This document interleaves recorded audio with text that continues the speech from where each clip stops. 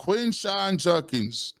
He's the talk of the city for all the wrong reasons right now. A couple of weeks before training camp and when rookies are supposed to report, but we're talking about this situation and his his battery domestic violence case is nothing new to Browns fans. There have been a lot of scandal, as we would like to say. You start with Deshaun Watson. You can go back to Johnny Manziel a little bit with some of his legal issues. Josh Gordon is obviously in there. Kareem Hunt was a model citizen when he got here, but how he got here, there was domestic violence in that situation as well. Perion Winfrey, another guy in the 4th round defensive tackle. Malik McDowell was a guy who was in trouble with the law enforcement and different things like that. So, Andrew Berry has had multiple guys that he has, been involved with, either whether it's trading for him, whether it's scouting and drafting them, or whether it's free agents that they bring in. There have been guys with checkered past, to say the least, with the Cleveland Browns, and this is another one, 2nd round pick. Coming out of Ohio State, we forgot about Mike Hall Jr. Last year, got suspended 5 games. Now in his case, I believe his fiance or his significant other recanted the story and later came back and recanted. But that doesn't stop the league's decision. Deshaun Watson, we talked about that case ad nauseum. Deshaun Watson, he wasn't convicted in the court of law. 2 grand juries, acquitted him. However, him and Justin Tucker received 10 and 11 games suspensions, respectfully. And it had nothing to do with whether or not the legal system got him. So in this case, even though they recanted, Mike Hall Jr. last year got 5 games.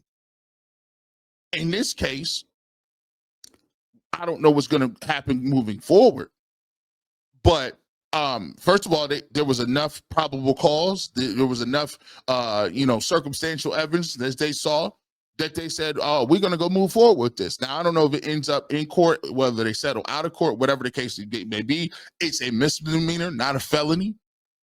But the NFL is going to look at it the same way. But this got 5-6 games written all over it, and I think that's 6-game minimum to me. That's 6 minimum, because there's pictures involved. There are obviously there's some documentation here. And when you see that information, and if the NFL is privy to it, it could be more than that. Now, the thing that we talk about with Andrew Berry is, can you put this on Andrew Berry? Now, let me come at this from 2 ways. Here's what I'm going to say. I got to watch how I do this.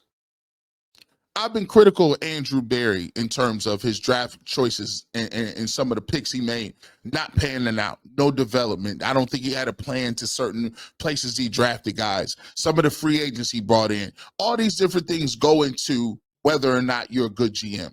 But let me just tell you this. I'm a firm believer of this. As men, we stand for ourselves. I believe in the way my faith is, you stand and you have to be held account to the great creator.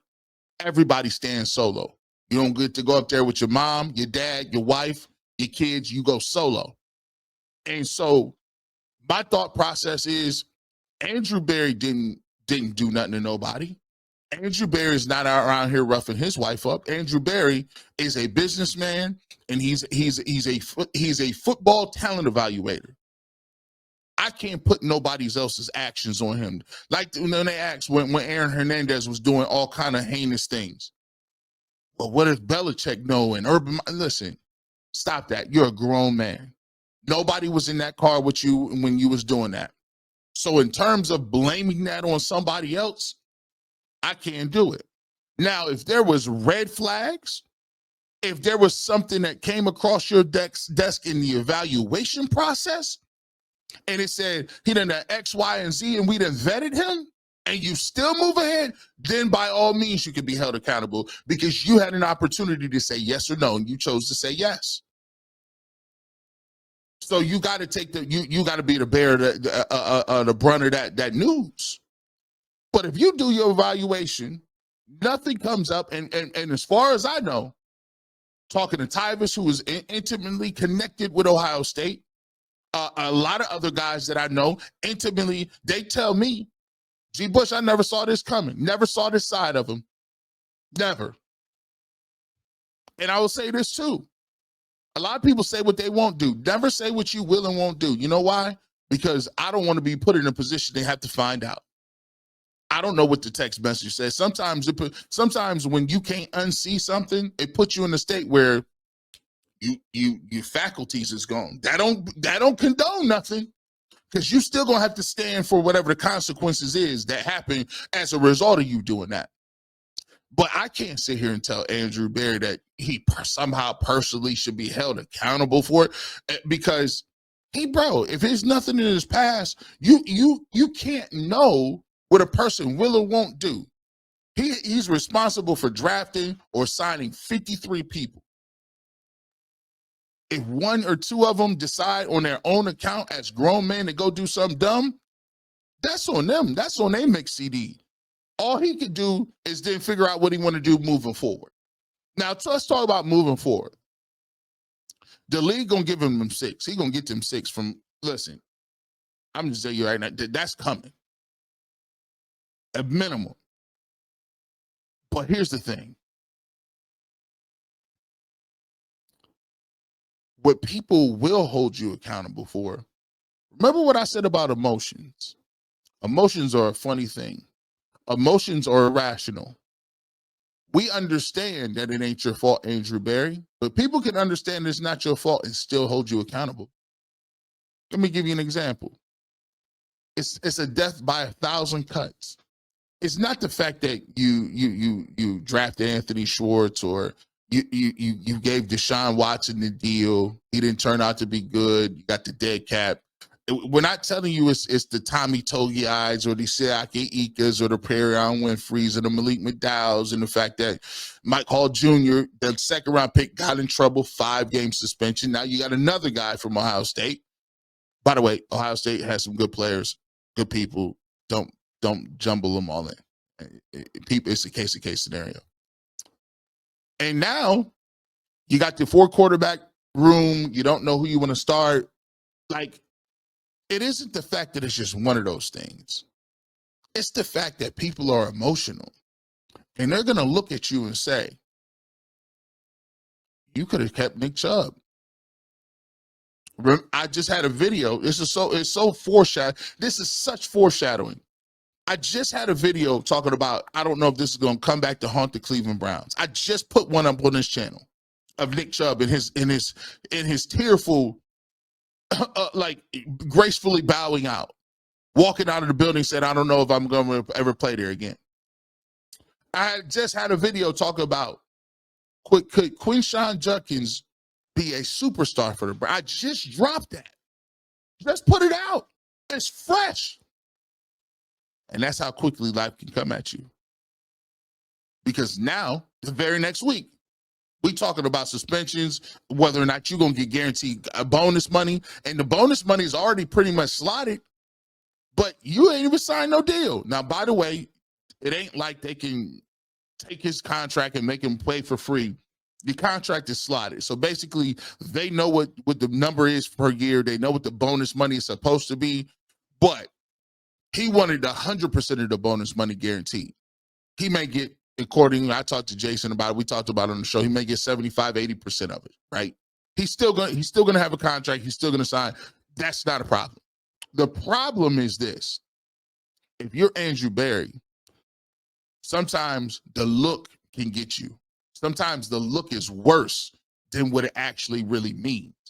The fact that Nick Chubb is in the Houston Texans organization, and the fact that your number one running back, who you expected to be your bell cow back, is now looking at suspension after your second round pick last year's looking. Think about that. And it might not be that Andrew Berry loses his job because one specific reason. It could be he loses his job because this is a death by 1,000 cuts.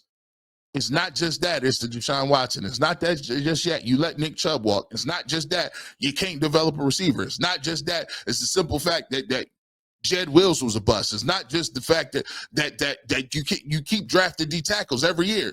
Togiai, Perrion Winfrey. You can't find Mike Hall Jr. You just got Mason Graham this year. You passed on Travis Hunter. It's a bunch of different things. Your quarterback situation, you don't know. You want to play Kenny Pickett at quarterback. You see how those things start to progress and balloon, and you be like, man, is it better we just move on? Maybe we need a new vision, a new voice, a new perspective, somebody with a different energy.